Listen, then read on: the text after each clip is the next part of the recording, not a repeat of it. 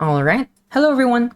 It's hard enough to track progress as a debater, but it's arguably even harder to track progress as a judge in the debate community. Judges often go through tournaments alone, and it's not always clear how they are doing in the tournament based on the allocations that they get each round. There's no immediate feedback. One may even say that a lot of judging achievements is reputation based and CV based, so it's naturally very difficult to climb up the ladder or even to see one's own improvement.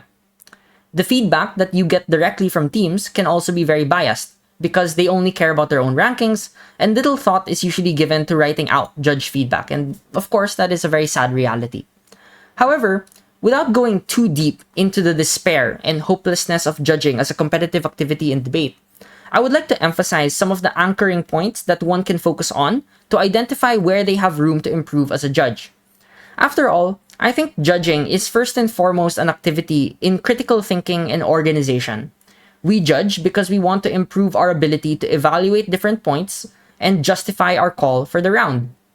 When I first started judging all the way back in high school, a lot of college debaters would make fun of me and discount my feedback, mostly because it's easy to bully younger and inexperienced judges. And the advice I got back then was to simply tune out feedback that is unproductive and to focus on the things that I could control as a judge. So for the rest of this video, I will be going through some questions that could guide your mind towards a more productive outlook on judging. First, you'd want to continuously develop a habit of verbalizing the questions that you are asking yourself during a round. Take the time to really explicitly write out and acknowledge what questions that you have during the middle of a speech and at the end of a speech or an engagement. What you want to practice here is your ability to already come up with a working decision for the round. And to do this, you would need to be very precise with the questions that you are trying to answer in order to reach your decision. How was the context and urgency of the debate contested by the other side? What was the specific extension that closing had to offer? And how is it meaningfully different from their opening? Is this response persuasive? And what would be needed in order for me to be persuaded that this argument is less truthful or relevant compared to the other team's arguments in the round? The point of this exercise is not that you want to have all the answers ready. You won't get that immediately, especially if you're a beginner judge. Instead, you want to practice asking a lot of questions during the round so that you are forcing yourself to actively think during the round. Second, you should ask yourself, how disciplined are you in evaluating team by team comparisons? This is particularly important when you are in a panel discussion. You want to isolate each discussion point to two teams at a time. A team doesn't win or doesn't just win a round by running one argument that is really, really good, but they win against each and every other team because this argument beats out every other team specifically. So, the same level of discipline should be expected when you are providing answers to your chair, who would likely ask you questions that isolate these discussions. So during the round and after the round, you would also want to keep in mind different team-by-team engagements that are ongoing.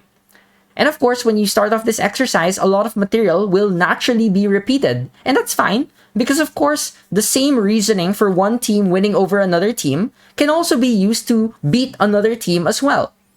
The point of this activity, rather, and the important thing I want to emphasize here, is that you want to be as rigorous as you can. And so if you find yourself lacking in particular team comparisons, then that's the first thing that you should focus on improving. Lastly, and this is most likely the most difficult component of judging, am I being consistent in the way that I am evaluating teams' contributions in a debate? Remember, just because you are comparing teams individually to one another does not mean that you should constantly shift the metrics for winning a round. Instead, what you want to do is identify the key analysis points of each team and use a few metrics that are widely agreed upon and are critical for the debate. For example, one metric may be on whether a team has demonstrated that their policy will be socially popular or socially unpopular. And so it is important to continuously refer back to this issue as you continuously evaluate other teams, because it would be uncharitable to make another team win on an entirely different issue if it is not necessarily proven to be more important or implicitly or explicitly engaging with the other existing issues in the debate.